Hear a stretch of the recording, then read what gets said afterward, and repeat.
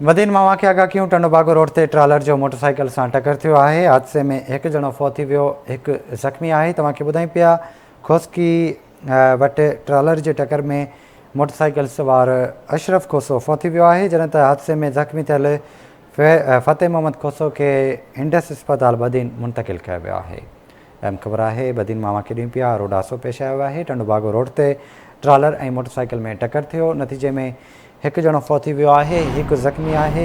खोसकी टिखड़ वटि ट्रालर जे टकर में मोटरसाइकिल सवार अशरफ खोसो फौत थी वियो आहे।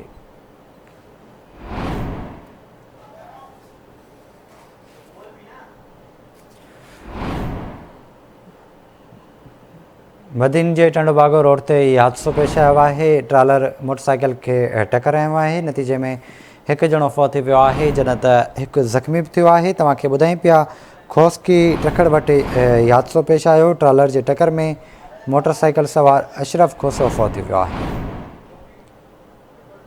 तफ़सील वठंदासीं ऐं बदीन मां यूनिस बकारी खां। यूनिस आगाह कजो हादसे बाबति।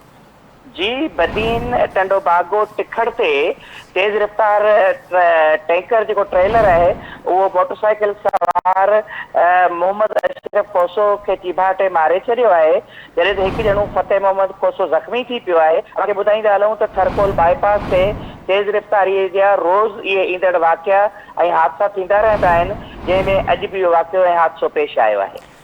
ठीकु आहे यूनिस, वॾी महिरबानी अव्हांजी तफ़सील खां